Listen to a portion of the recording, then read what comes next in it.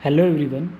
बेटा आज हम लोग स्टार्ट कर रहे हैं बायोमोलिक्यूल का third topic that is fat. इससे पहले हमने मेटाबोलाइट्स पढ़े थे और उसके बाद प्रोटीन्स पढ़े थे और आज हम लोग देख रहे हैं फैट्स। ठीक है बच्चे, फैट्स क्या होता है? फैट्स हम बोल सकते हैं विच is a storage form of energy, structural component of bio membranes या बायोमोलिक्यूल्स बोल सकते हो आप लोग। देखिए कुछ इंपॉर्टेंट फंक्शंस हैं फैट्स के। फैट्स को आप लिपिड्स भी बोल सकते हो, फैट या लिपिड एक ही चीज़ है। अब इसमें क्या रहता है कि स्टोरेज फॉर्म ऑफ एनर्जी है, structural component of biomolecule, it helps in insulation, environmental stimuli से हमें प्रोटेक्ट करती है, whether it is cold as well as heat. कोई भी स्टिमुलाई है वेदर की उससे इंसुलेट करेगी हमें। शेप ऑफ द बॉडी, जो बॉडी का इंटीरियर एक्सटीरियर होता है वो काउंटर जो डिज़ाइन करती है तो वो फैट ही करती है। प्रोटेक्ट इंटरनल ऑर्गन, जैसे आईज़ के हार्ट के राउंड फैट होती है वो इंटरनल ऑर्गन्स को कोलैप्स होने से प्रोटेक्ट करती है। Metabolic regulator, which act as a metabolic regulator, जितनी भी बॉडी के अंदर इंजाइमेटिक एक्टिविटीज़ होती हैं सभी एंजाइम्स जो होते हैं वो प्रोटीन्स होते हैं। बात समझ में आ रही है? और कुछ उन एंजाइम्स की एक्टिविटी के लिए फ़ैट की भी इम्पोर्टेंस होती है, तो फैट जो होती है हमारे मेटाबॉलिक एक्टिविटीज़ को भी रेगुलेट करती है। फिर उसके बाद helps in absorption of fat soluble vitamin, तो एक बहाना बन जाता है फैट खाने का क्योंकि हम विटामिन्स को सॉल्युबल करते हैं इन फैट्स के चलते हुए। बात समझ में आ रही है? ये फैट्स बॉडी में होनी ही चाहिए, ये क्या करेंगे हमारी विटामिन्स को सॉल्युबल करेंगे। ठीक है। Taste and palatability, definitely it add a taste to the food. ये इंपॉर्टेंट कुछ करेक्टरिस्टिक फीचर हैं, ये आपको ध्यान रखने हैं, राइट। अब इसके बाद general formula of fatty acids and some components about fatty acids. General formula क्या होता है फैटी एसिड्स का? आप लोग देख सकते हैं यहाँ पर CnH2nOn, ये जनरल फॉर्मूला है फैटी एसिड्स का। मतलब जितने कार्बन होंगे उसके डबल हाइड्रोजन होंगे और ऑक्सीजन ऑलवेज 2 ही होंगे फैटी एसिड्स में। अब कंपोनेंट देखते हैं फैटी एसिड्स के। कंपोनेंट का मतलब फैट कंपोनेंट जो हैं वो, देखिए फैट के कंपोनेंट क्या है, मतलब फ़ैट किन किन कंपोनेंट से बनी है। एक ग्लिसरॉल होना चाहिए और फैटी एसिड होना चाहिए, इन दोनों को मिला के फ़ैट बनेगा। अब फैट भी डिफरेंट टाइप का होता है, मोनोग्लिसराइड होता है, डाइग्लिसराइड होता है, ट्राइग्लिसराइड होता है। बट हम लोग पहले देखते हैं कि फैटी एसिड्स 1 से 3 होते हैं, फैटी एसिड्स 1 से 3 होते हैं और ग्लिसरॉल जो होता है ये सिंपलेस्ट अल्कोहल होता है। इन दोनों का ऐड करना, ग्लिसरॉल और फैटी एसिड का ऐड करना फैट कंपोनेंट बनेगा। देखो अब ये कैसे ऐड करते हैं, 1 2 3 पार्ट ऑफ फैटी एसिड्स क्या है मैं आपको बता दे रहा हूँ कि ये जो स्ट्रक्चर आपको दिखाई दे रहा है बेटा, ये जो स्ट्रक्चर है ये स्ट्रक्चर किसका है? ये है ग्लिसरॉल का। ठीक है। और ये जो स्ट्रक्चर आपको दिखाई दे रहा है ये किसका है? ये है फैटी एसिड 1 2 3, ये है हमारे फैटी एसिड। इसमें आपने क्या ध्यान रखना है कि यहाँ पर जो हाइड्रोजन आपको दिखाई दे रहा है, दिस हाइड्रोजन OH ग्रुप है ना, ये जो हाइड्रोजन है ये हाइड्रोजन क्या करेगा, can be substituted, it can be replaced with fatty acid. ये हाइड्रोजन जो है ना ये फैटी एसिड के साथ रिप्लेस हो जाएगा। ठीक है, ये हट जाएगा और इसकी जगह कौन आ जाएगा? फैटी एसिड आ जाएगा। नंबर ऑफ हाइड्रोजन रिप्लेस, जितने नंबर ऑफ हाइड्रोजन रिप्लेस होते जाएंगे, मतलब 3 है ना ग्लिसरॉल में हाइड्रोजन, तो डिपेंड करता है एक रिप्लेस करेगा।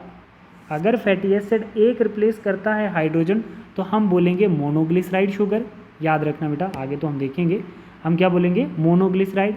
अगर फैटी एसिड दूसरा हाइड्रोजन रिप्लेस करता है तो इसको हम क्या बोलेंगे? डाइग्लिसराइड। ठीक है। और अगर ग्लिसरॉल कंपाउंड फैटी एसिड्स का थर्ड ग्रुप भी अगर हाइड्रोजन आयन को रिप्लेस करता है तो वो ट्राइग्लिसराइड कहलाएगा। इस चीज़ को हम लोग थोड़ा सा डिटेल में देखते हैं। देखिए कैसे हुआ ये सब। अभी तक हम लोग बात कर रहे थे कि जो ग्लिसरॉल का OH ग्रुप होता है बच्चे, उसका H जो होता है ना, this hydrogen can be substituted, this hydrogen can be substituted, it can be replaced with fatty acids. ये फैटी एसिड्स के साथ अपने आप को रिप्लेस करेगा। ठीक है। Number of hydrogen replaced and bind a number of fatty acids. Note, if one fat having 1 glycerol and bind 1 2 3 fatty acids. देखो अब कैसे होगा, आपने देखना है यहाँ पर क्लासिफिकेशन ऑफ फैट्स, आपने थोड़ा सा देखना है। क्लासिफिकेशंस ऑफ फैट्स या लिपिड्स बोल सकते हो। हमने फैट्स को कैसे क्लासीफाई किया है? On the basis of number of fatty acids to bind with glycerol. ठीक है बच्चे, अब आपको क्लियर समझ आएगा कि फैट मॉलिक्यूल कैसे बनता है। सिंपल, हमारे पास क्या, ये स्ट्रक्चर किसका है? ये वाला जो स्ट्रक्चर है हमारे पास ये किसका है? ये है ग्लिसरॉल। ठीक। ये वाला जो स्ट्रक्चर है ये किसका है, ये है फैटी एसिड्स का। अब आपने ध्यान देना है थोड़ा सा कि आपको पता है कि ये H सब्स्टिट्यूट होता है फैटी एसिड्स के साथ, ये H जो है किसके साथ सब्स्टिट्यूट होगा, फैटी एसिड्स के साथ। मैंने आपको बताया कि फैटी एसिड्स के पार्ट 1 to 3 1 से लेके 3 तक जुड़ सकते हैं, क्योंकि इसके पास 3 H है ना, तो 1 से लेके 3 फैटी एसिड जो हैं जुड़ सकते हैं ग्लिसरॉल के साथ। अगर देखो ये हमारे पास क्या है, ये है हमारे पास ग्लिसरॉल, अगर इसके साथ रिप्लेस करता है, सिंपल आपने थोड़ा सा ध्यान देना बेटा यहाँ पर, सिंपल बच्चे यहाँ पे ध्यान देना कि ये ग्लिसरॉल का स्ट्रक्चर है, ये किसका स्ट्रक्चर है, ये ग्लिसरॉल का स्ट्रक्चर है, ठीक है, आपको ये ध्यान रखना। ग्लिसरॉल के स्ट्रक्चर के H के साथ कौन रिप्लेस करता है, फैटी एसिड्स। अगर एक करेगा, देख लेते हैं अब, H के साथ रिप्लेस करेगा फैटी एसिड।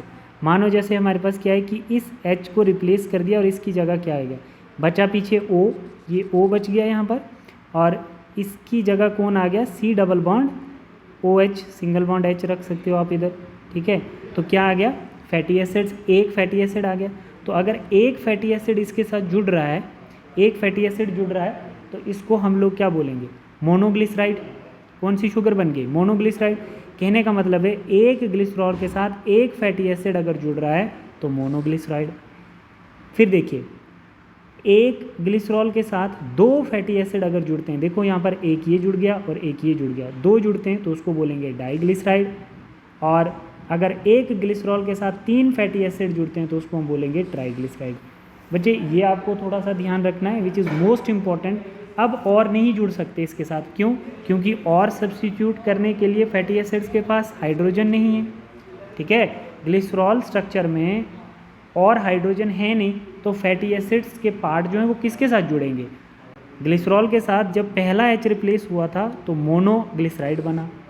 फिर ग्लिसरॉल के साथ जब दूसरा H, क्योंकि उसके पास 3 H है, उसके पास दूसरा H रिप्लेस हुआ तो डाइग्लिसराइड बना।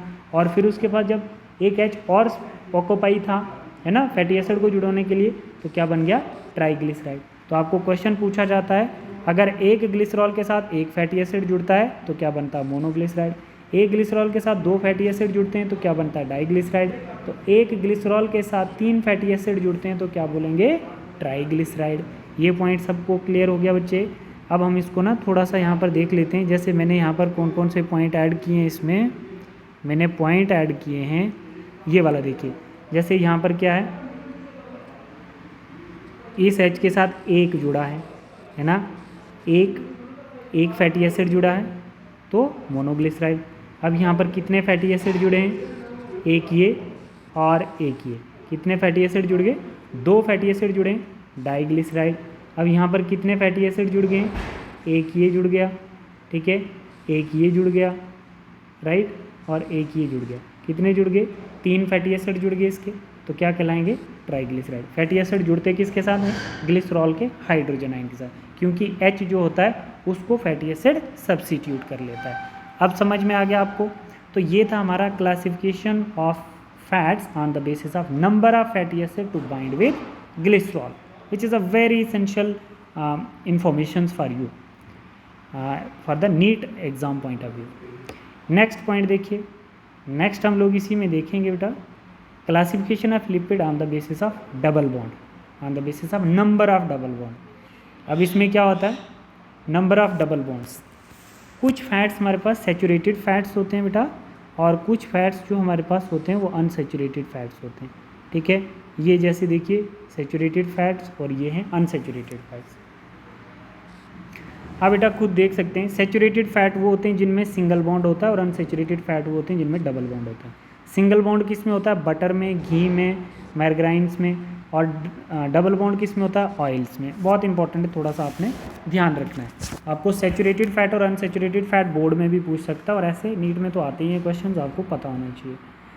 इसी में देखिए सैचुरेटेड फैट और अनसैचुरेटेड फैट्स क्या होते हैं। सिंपल सा क्वेश्चन है। सबसे पहले आपने देखना है saturated fats having saturated fatty acid. Saturated fat हम वो बोलेंगे, saturated fats having a saturated fatty acids like lauric acid, palmitic acid, stearic acid, arachidic acids and myristic acids. इन एसिड के चलते हुए जो फैट है वो सैचुरेटेड फैट है and having a single bonds. समझ आ रही है बात? अब ये आपको याद कैसे करना है मैं आपको याद करवा दूंगा, बट आप लोग पहले देखिए अनसैचुरेटेड फैट जिसमें डबल बॉन्ड होते हैं लाइक ऑयल्स, ठीक है, उसमें क्या होता है monounsaturated and polyunsaturated. Unsaturated fat के और आगे फर्दर दो ग्रुप्स आते हैं, एक मोनोसैचुरेटेड फैट और एक आता है उसमें पॉलीसैचुरेटेड फैट। देखो monounsaturated fat contain one double bond, एक ही डबल बॉन्ड होगा क्योंकि इसमें डबल बॉन्ड होते हैं बट एक डबल बॉन्ड होगा मोनोसैचुरेटेड फैट में। और पॉलीसैचुरेटेड फैट में containing two or more double bond, containing two or more double bond in polyunsaturated fatty acids. आपने याद रखना पॉलीसैचुरेटेड फैटी एसिड्स मतलब PUFA and monounsaturated fatty acid मतलब मूफा, ठीक है। तो अनसैचुरेटेड फैटी एसिड्स में आपको अनसैचुरेटेड फैटी एसिड्स वही होंगे जिनमें ये इंपॉर्टेंट केमिकल्स प्रेजेंट होंगे, ओलोइक एसिड्स, ठीक है, linoleic acids, linolenic acids and arachidonic acids. बात समझ में आ रही है? तो बच्चे आप इसमें ये चीज़ बता सकते हो कि जो पॉलीसैचुरेटेड फैटी एसिड्स हैं तो कौन कौन से हैं, ये वाले जो हैं ये पॉलीसैचुरेटेड फैटी एसिड्स हैं क्योंकि इनमें मोर देन 2 डबल बॉन्ड्स हैं, है ना। लिनोलिक एसिड में 2 डबल बॉन्ड है, लिनोलिनिक एसिड में 3 डबल बॉन्ड है, एरेक्डोनिक एसिड में 4 डबल बॉन्ड है। बात समझ आ रही है मैं क्या कह रहा हूँ? ठीक है बच्चे। तो इसमें क्या है आपके पास मोनोसैचुरेटेड फैटी एसिड्स कौन सा है, ओलोइक एसिड्स, क्योंकि इसमें एक ही सिंगल बॉन्ड है। Are you getting this? सबको समझ में आ गया? अब याद कैसे करना है देखो बच्चे, सैचुरेटेड फैटी एसिड्स को आप ऐसे याद रखेंगे, सैचुरेटेड फैट वो होती है जिसमें ये इंपॉर्टेंट एसिड्स प्रेजेंट होंगे 1 2 3 4 5। अनसैचुरेटेड फैट्स वो होगी जिसमें ये इंपॉर्टेंट एसिड्स प्रेजेंट होंगे 1 2 3 4। बात समझ में आ रही है? अब सैचुरेटेड फैटी एसिड्स आपने याद रखने हैं लो में पापा से अच्छा। L stands for uric acids and M stands for mistric acids, P stands for palmitic acids, S stands for stearic acids and A stands for erectic acids। बात समझ में आ गई? लो में पापा से अच्छा, ऑरेंज लेते लेते आया, ऑरेंज लेते लेते आया। और स्टैंड्स फॉर ओलिक एसिड, लेते लिनोलिक, लेते लिनोलिनिक एंड आया एरेक्डोनिक एसिड्स।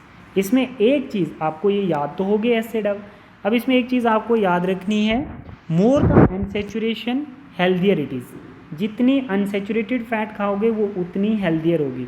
तो इतने ये वाला जो एसिड है एरेक्डोनिक एसिड जिसमें ज़्यादा से ज़्यादा बॉन्ड होंगे वो उतना ही ज़्यादा हेल्दियर हो।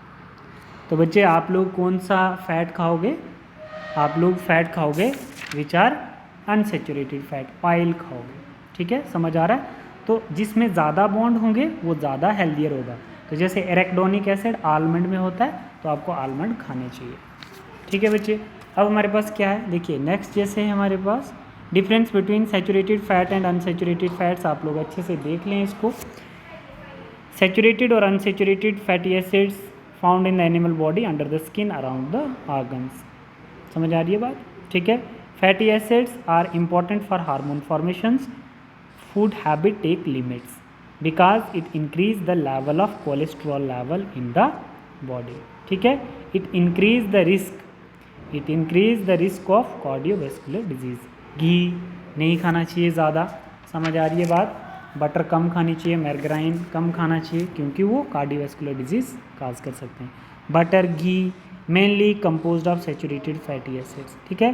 That's why blood pressures increase the patient to recommended take oils because cholesterols are found only in animal fats।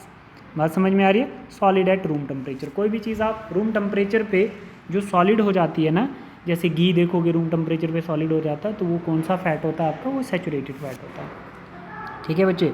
Unsaturated fat क्या होता है इसका? बिल्कुल उल्टा है। Unsaturated fat are more healthier than saturated.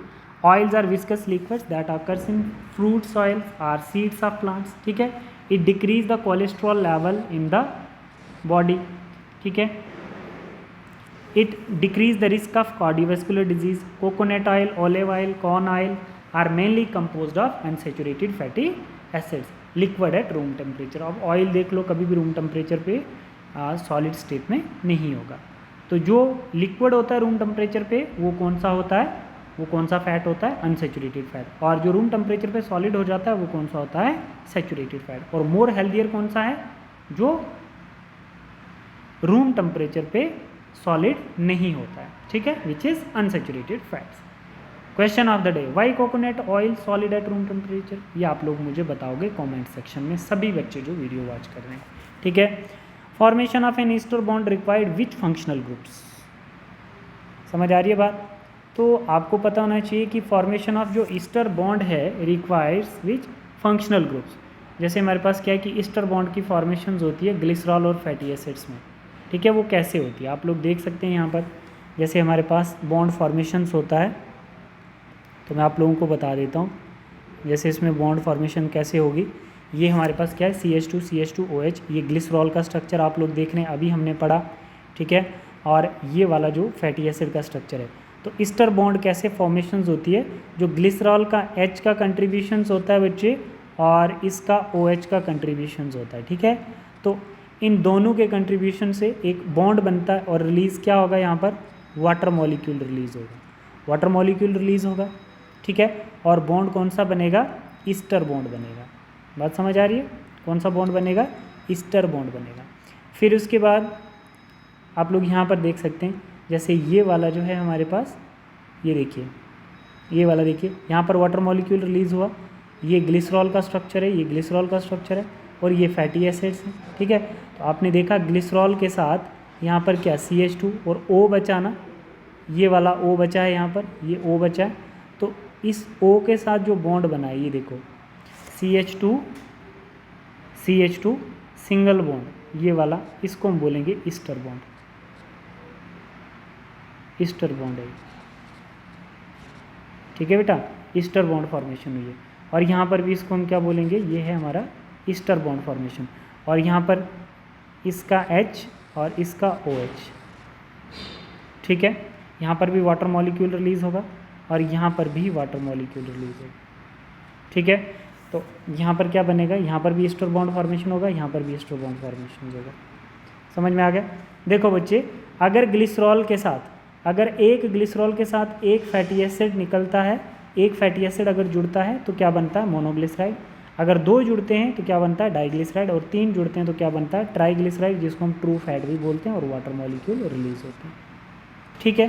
Clear है सबको यहाँ तक। नेक्स्ट हमारे पास क्या है, अब हम लोग फैट्स को क्लासीफाई करते हैं on the basis of essential and non essential fatty acid on the basis of production in body.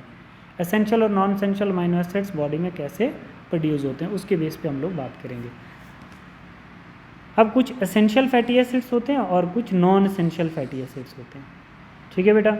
अब देखो, जैसे जो एसेंशियल फैटी एसिड्स हैं, एसेंशियल फैटी एसिड्स क्या होते हैं, unsaturated fatty acids that are essential to the human health but can't be manufactured in the body. Essential fatty acids वो होते हैं जो बॉडी में नहीं बनते, so has to be taken in the diet, so has to be taken in diet, can't synthesize by the body. ये diet में लेने पड़ते हैं, बॉडी इनको बिल्कुल भी सिंथेसाइज नहीं कर पाती है एसेंशियल फैटी एसिड्स को। Non essential fatty acids which are derived from the essential fatty acids, ये चीज़ याद रखना है। Various fatty acids that are required for normal health and growth that can be synthesized within the body from essential fatty acids. बात समझ में आ गई, essential और नॉन एसेंशियल। अब हमने इसमें देखना है कि एसेंशियल फैटी एसिड्स कौन से होते हैं, ठीक है, और एसेंशियल से डिराइव्ड होते हैं non essentials. Essential fatty acids कौन से हैं, लिनोलिनिक एसिड्स, लिनोलिक एसिड्स, और एरेक्डोनिक एसिड्स, और लिनोइक एसिड। मतलब आपने याद रखना है लाल, लाल करके याद रखेंगे आप लोग, ठीक है। तो ये कौन से हैं, एसेंशियल फैटी एसिड्स, जो हमारी बॉडी बिल्कुल भी नहीं बना पाती है, जो कि हमें खाने में लेने पड़ते हैं। और इनसे आगे non essential amino acids, non essential fatty acids बनते हैं। अब एक टॉपिक है बच्चे, LDL और HDL। LDL और HDL क्या होता है, थोड़ा सा आप लोग इसको समझ लें, छोटा सा टॉपिक है। LDL की full form low density lipoproteins and high density lipoprotein, HDL। Low density lipoproteins क्या होता है, ये क्या करता है, low density lipoprotein transport cholesterols from liver through blood to the tissue, that is a bad cholesterol, ठीक है बच्चे। होता क्या है, जब बॉडी में LDL मतलब लो डेंसिटी लिपोप्रोटीन्स इंक्रीज़ हो जाता है, तो वो क्या करेगा, कोलेस्ट्रॉल लेवल को इंक्रीज़ करेगा, ठीक है। और इंक्रीज़ हो जाएगा हार्ट अटैक का, हाई रिस्क हो जाएगा हार्ट अटैक का। बात समझ में आ रही है? ठीक है, मतलब क्या होगा, कोलेस्ट्रॉल का ट्रांसपोर्ट हो जाएगा लीवर से ब्लड में और डायरेक्ट टिश्यू में। ठीक है, तो इसका मतलब जो कोलेस्ट्रॉल है उसका ब्रेकडाउन नहीं हुआ है और टिश्यू में यूज़ हो रहा है, तो वो क्या है, बैड कोलेस्ट्रॉल कहलाएगा। क्या कहलाएगा ये? बैड कोलेस्ट्रॉल कहलाएगा। बात समझ आ रही है? इसको हम लोग क्या बोलेंगे, बैड कोलेस्ट्रॉल, यहाँ पर लिख लेंगे, दैट इज बैड कोलेस्ट्रॉल। मतलब जो कोलेस्ट्रॉल ट्रांसपोर्ट होती है लीवर से through blood to the tissue, that is bad cholesterol. But HDL क्या होता है, transport cholesterol from blood to the liver, है ना, वहाँ पर where the actual breakdown of cholesterol, है ना, वहाँ पर ब्रेकडाउन होगा कोलेस्ट्रॉल्स का और फिर ट्रांसपोर्ट होगा ब्लड के द्वारा टिश्यू में, और उसको हम गुड कोलेस्ट्रॉल्स बोलेंगे। ठीक है, मतलब high LDL decrease cholesterol and decrease the risk of heart attack, that is a good cholesterol. बात समझ में आ गया आपको? मतलब कोलेस्ट्रॉल ट्रांसपोर्ट होनी चाहिए ब्लड से लीवर में, है ना, और फिर लीवर्स के द्वारा from blood to the liver, और फिर लीवर आगे ब्रेक डाउन करके कोलेस्ट्रॉल को बॉडी पार्ट में, कोलेस्ट्रॉल इंपॉर्टेंट भी होती है, ठीक है ना, बॉडी फंक्शनिंग के लिए। बट अगर कोलेस्ट्रॉल्स बिना लीवर के बाईपास होके ब्लड में जा रही है तो वो थोड़ी बैड कोलेस्ट्रॉल कंसिडर की जाती है। अब यहाँ पर आप लोग देखिए सम इम्पॉर्टेंट नमोनिक्स, ये आपने याद रखने, बस ये पूरे चैप्टर का क्रक्स है। सैचुरेटेड फैटी एसिड्स में मैंने आपको क्या बताया था, सैचुरेटेड फैटी एसिड्स कौन कौन से थे, लो में पापा से अच्छा, ऑरेंज लेते लेते आया। एसेंशियल फैटी एसिड्स कौन से हैं, लाल, LAL लाल। तो आपने ऐसे याद रखने बच्चे। तो क्वेश्चन यहाँ से 1-4 नंबर का 100% आता है, तो आप लोग अच्छे से इसकी प्रिपरेशंस के पढ़ते रहिए। Thank you class. इसमें कुछ बेटा MCQs भी हैं, देखिए जैसे MCQs भी हैं, आप लोगों को MCQs करवाए थे मैंने इस टॉपिक में बच्चे। MCQs को ना हम लोग अलग से डिस्कस कर लेंगे। थैंक यू बेटा।